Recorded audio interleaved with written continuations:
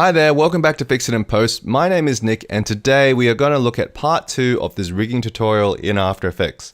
So if you haven't seen the previous tutorial on basically designing this character, go back to part 1 here and have a look at how we actually drew up this character. If not, if you're too lazy to do that, you can just download the Photoshop file and start from here. So let's just dive into it. Basically, first we need to do is import the Photoshop file. So let's do that. Import character, and make sure you import it as a composition, retain the layer sizes, and go OK. And then it asks you if you want to make it editable styles or merge into one layer of footage. Merge layer styles into footage. We don't want to do that. We just want to make it an editable layer style. So press OK. Now we've got our character. Alrighty, so this is where it gets a little bit tedious, and you can probably skip to the end if once you figure out how to do the first one. But I'll just show you how to. I'll just take you through the whole process of how to do it. I've set up a color swatch here so I can kind of pick and choose what I need, the colors that I need. So it's pretty basic. All it is just 3 solids that I just put into a comp here. Actually, I might make that a little bit better than what I did. I've just picked this tool here, which is, the region of interest. And then I'll go to composition and I'll go crop comp to region of interest under composition. There you go. Oh, somebody got shot. I think somebody's having shooting fireworks out. It's insane. All right, I'll just make this a freeze frame so it goes over the whole comp. Alrighty.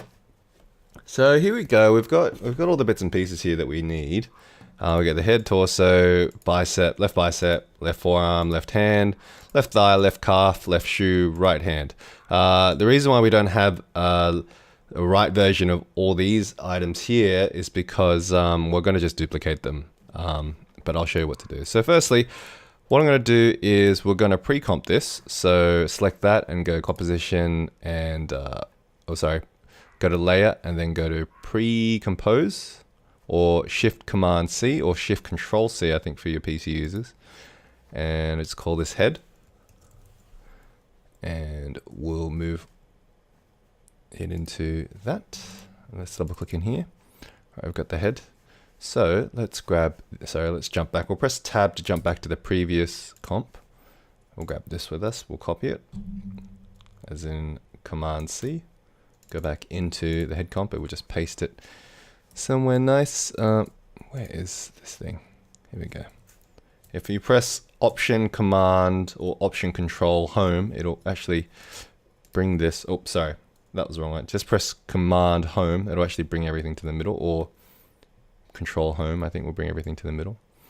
So you can leave that there. You don't have to worry about switching it off because it's already in a guide layer. So if you want to make things, so if you notice it's guide layered, which means that if you go back to the previous comp, you see it's not turning up. I mean, it's there, but it's not turning up here from this. You can't see it on this layer, but you can see it on this layer. So let's go ahead. So I'm going to use a solid up here. Make sure you haven't got anything checked, otherwise it'll just go to mask mode. So make sure nothing's checked. And pick the color that you want, which is the skin. So let's just start. I'm going to be a little bit messy here. Actually, no, let's be good. Let's be good. I'll actually do it properly. So I like this method to color in a lot better than in Photoshop, mainly because it just means that the fills are really clean. Because I find that if you do the fills in Photoshop, they're not nearly as clean, and it takes, in my opinion, it takes a lot longer. So I rather do them in After Effects. I think it actually makes things a lot easier to do in After Effects. All right, so it doesn't take as long as it looks. Surprisingly quite quick. I just realized I've got the outline on, which I don't need. Let's just go through this quickly.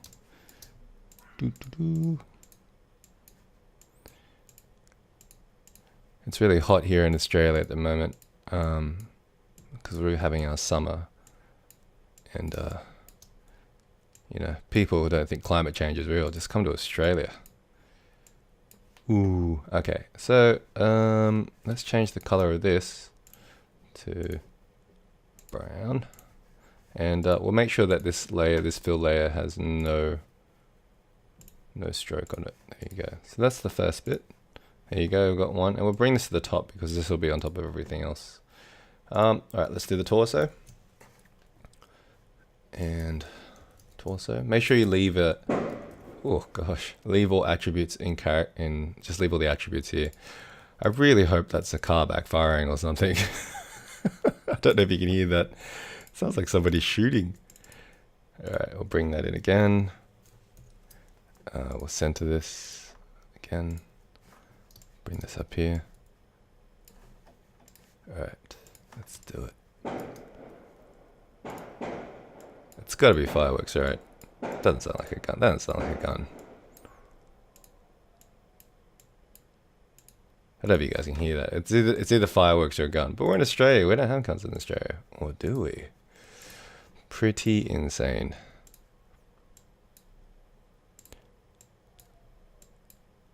Got lots of dogs around here. I think in my last tutorial there were dogs yelping in the background. I don't know what it is about this area, but everybody just likes to make noise.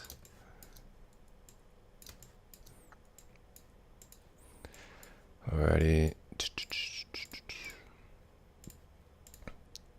How are you guys going? I was thinking about starting a Facebook page so you guys can at least ask questions and stuff. I don't know if that's something you guys would be into, but throwing that idea out there. See if you guys would be keen. Alrighty, let's do the belt. Oh, those will be his pants, so.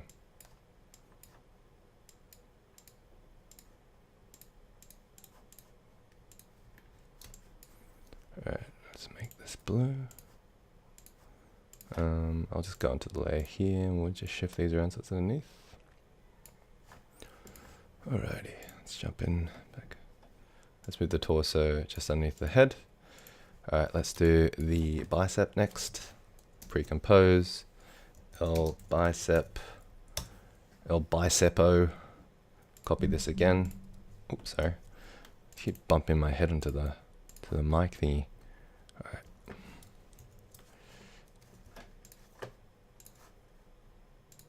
Alright, here we go. So this is why I didn't draw the lines all the way up to the very end. You can if you want, but this is just my personal preference because I find that it helps with the overlap a little bit. Oh, I can't even see the color I'm trying to go for. It's so annoying.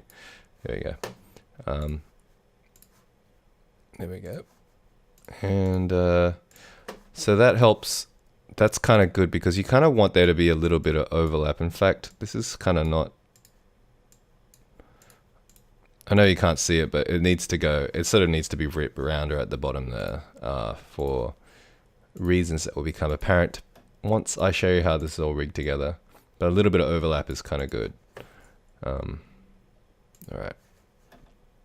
So move that on top of the torso. Kind of see it's all kind of coming together. All right. Let's do the forearm. Forearm. And let's jump in here. We'll do the same again. Bring it to the middle. It's a bit smaller. We only really need one color anyway, so it's just the skin color. So you wanted to kind of make it a bit more like a tube, like a balloon sort of shape rather than a.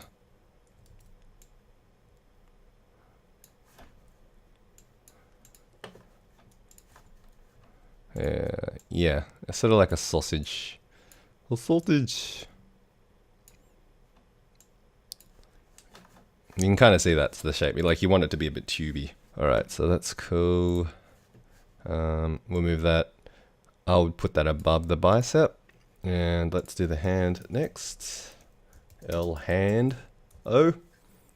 Alejandro. I'll move that above this. Alrighty. Alright, let's jump in. I'm not going to bring the swatching because I already kind of know that the color will default to the skin. So, but you get the idea. You can do that if you like. It defaults generally to the top of the layer when you just put a new color solid on using the shape tools. Shape tools are miraculous things, by the way. You should definitely learn how to use those. And also Bezier curves is something you have to get used to. You don't have to use the Bezier curves, but I mean that's what it defaults to, so it's not too hard to use. All right, now you can kind of see this guy's kind of coming together. Let's do his thigh. El Thio. I'm just going to pick my color before I jump in because I know it's only going to be one solid color. So let's do that. I'll go above the torso.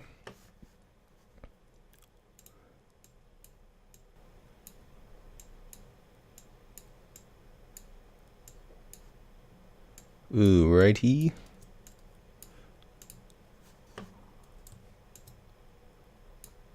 Anybody else excited for Rogue One? I really want to see that movie. I think it'll be good. Interesting to see this next generation of movies. I never thought we'd ever get this many Star Wars movies in a year. It is insane. I'm very excited. Alright, we probably need to do this where we make everything. Yeah, that's probably better. I'll actually go back and show you what I just did, because that's not fair. You guys didn't know what I just did. Pre-comp that again. El Calf.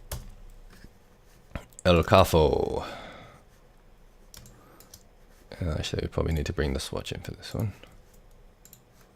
Alright, bring it to the middle again. Alright, we know that this is going to be the jeans color.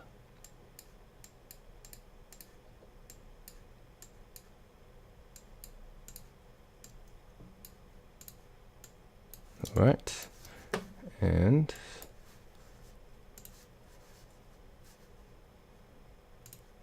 what I usually do is create the solid first and then reselect the color after I've done. It's a little bit easier workflow wise.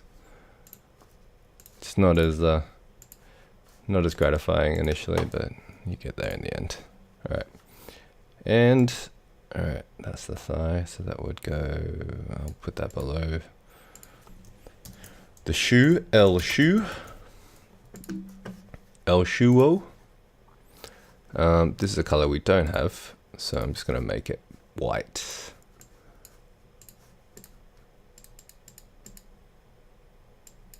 Alright, here we go.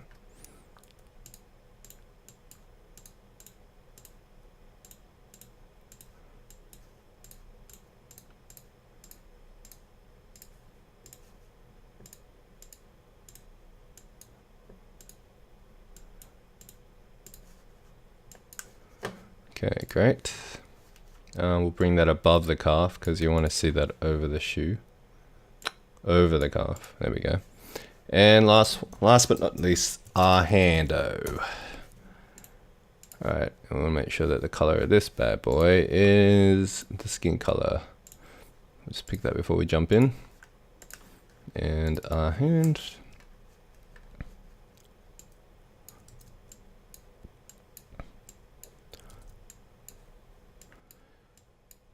How was everybody's, to all my US viewers, how was Thanksgiving? We only get to gorge ourselves on food a couple of times of the year. Christmas being one of them. And, I don't know, Australia Day maybe? But even then, I wouldn't say that we're not as good as the US at eating, I would say. I think we're definitely lightweights in that area. Alrighty, so let's get to making this work. So once you've filled that all in, I would go and set the pivot points up. So that's the important thing, is to basically, it's important to get the rotation of the objects set using the pivot point. So at the moment you can see, let's just isolate the head here. As you can see, if I were to rotate it, it sort of rotates so where this point is. Rotates in the middle here, but that's not where your head actually would rotate. I mean, that's not where your neck joins to your head. Where your head actually joins to your neck is probably more like down here. And so we can, which probably looks a bit more, it might even be, let's make it more like here. What just happened? That's not what I wanted. Okay. Yes. So it's important to make sure you set your pivot point up right. That's probably a bit better. I'll probably drop his head a bit too. It's not so high. There you go. Phantasmic. What happened to the hand? That's weird. Oh, that's weird. There you go. Alright, so what we're going to do is just go through and set up all the pivot points. So bicep, I would set about here. And the forearm, I'd set about here. And the hand, I'll set up about here.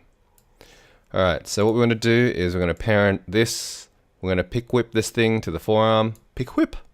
And pick whip the left forearm to the bicep. And that way, so when the bicep moves, everything moves together with it. But, you know, as you would your normal arms. Alright, so you see how this is getting a bit cut off here, which I was saying that you need the overlap a little bit with. So the reason why it's getting cut off is because the actual comp actually cuts it off there. I was just looking straight. But if we inherit, if we start continually rasterize the comp, like press this button, you can see the overlap comes through.